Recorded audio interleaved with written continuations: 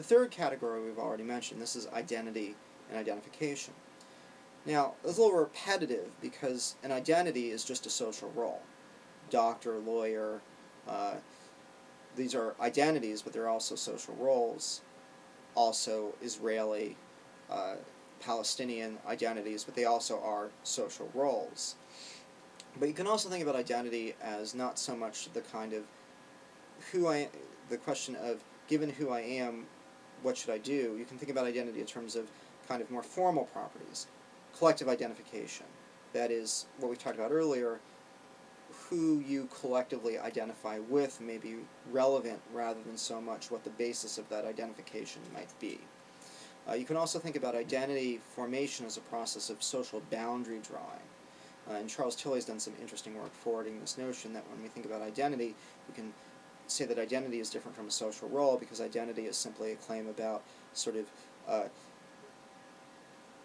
who is in the in-group, or it's a process of developing stories about who we are that reflect social boundary conditions, that is, reflect situations in which we interact much more with some people than with other people.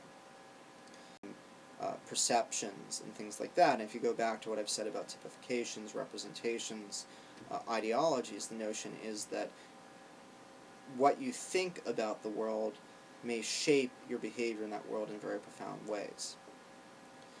Now, there are people who are... Now, nobody really argues that ideology is irrelevant. The problem is that it may be the case that people make arguments justifying what they're doing. We should do this because we are Americans and we value democracy, that may be motivated by things unrelated to the ideology. And so oftentimes realists will say that when you see a lot of arguments made that look like ideological arguments for a course of action, that really that's a way of masking or cloaking more naked power political interests. Fourthly, there's this notion of discourse, and this comes out of linguistic-turned social theory, which is a complicated way of saying people who think that our language plays a profound role in constituting our social environment. So that language, what we call things, the relationship between different words, between what are called signs and signifieds, is actually deeply constitutive of our experience of reality. And discourse is just a term for not simply rhetoric, but kind of the language that is always present in our actions, how we describe what we do, meaningful activity, how we ascribe meaning to and define and categorize certain kinds of actions or certain kinds of behaviors. And here you'll see discourse used sometimes to mean more rhetoric, something more like rhetoric, just what we say. But you also see discourse used in this more fundamental sense. And oftentimes some constructivists who follow this logic talk about what are called discursive configurations. And the meta-theory here is actually pretty complicated, and you don't really need to know it. But the basic notion is when you see people talking about discursive configurations, they're talking about ways in which, in social settings, actors, through interaction with one another, stabilize certain meanings surrounding things like identity, things like what's a war, things like morality, such that they give them a sense of being a social fact as being fixed, when really they're kind of fluid and in flux. And one of the interesting things here is something that we seem to that a lot of theorists and scholars have come to the conclusion about vis-a-vis identities and meanings, is that they're always fairly ambiguous, they're always fairly in flux, and that to some degree big values like American values or English values or Islamic values or Arab values or whatever derive a lot of their staying power from their very ambiguity, from the fact that they can be interpreted differently by different people, that they can be given different spins. So we have debates about whether or not certain types of interrogation techniques really reflect American values, or about whether or not American values support the notion of having an extensive welfare state, or in fact antithetical to a welfare state.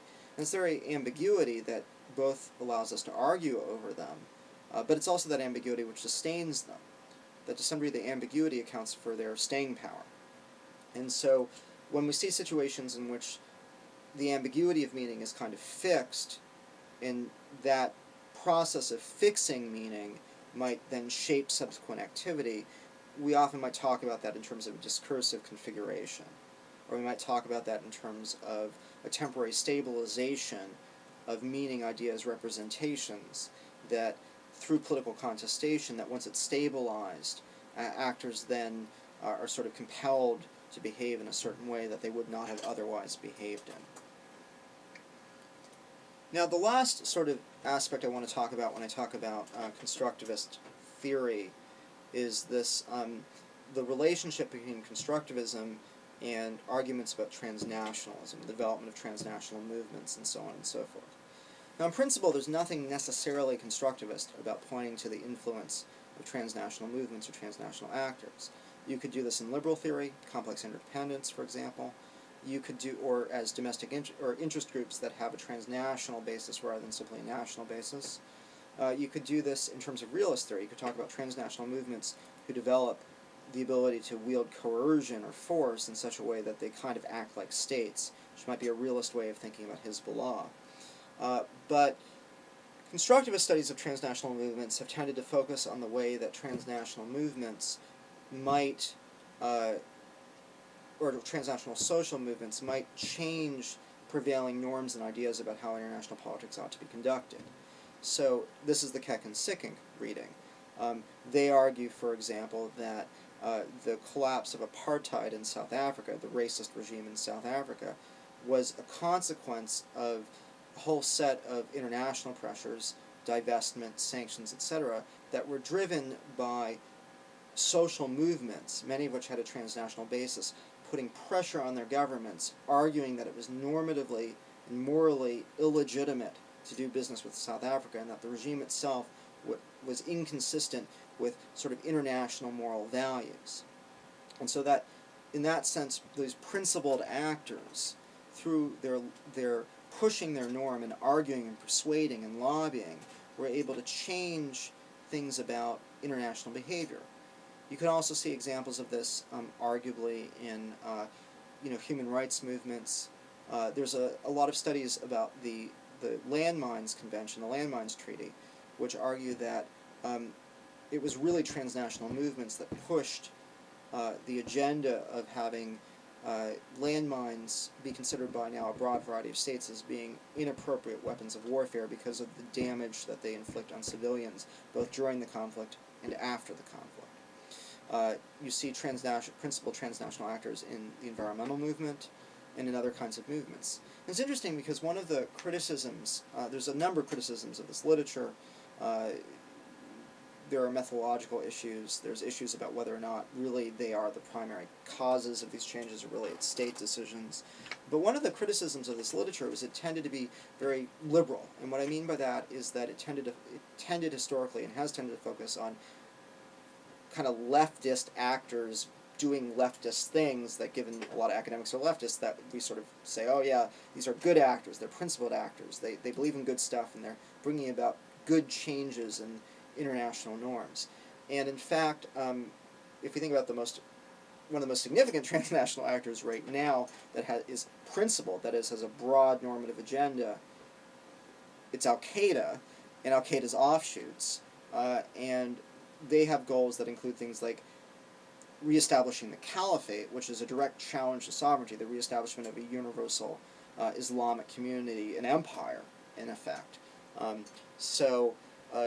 In fact, there's a story that Catherine Sikkink and Margaret Keck were discussing whether or not they wanted to put in a chapter on sort of a unpleasant transnational movement, and they decided not to. Other candidates for unpleasant transnational movements might be drug runners, traffickers, human traffickers, people who traffic, particularly in sex slaves, etc., etc. And they may, in respects, represent important actors governed by different norms than those associated with the international community, who might be very important, who arguably might fall into the rubric of constructivist studies of the way that actors in other than states may transform the international environment. Anyway, that's it, and let me know how well this experiment worked.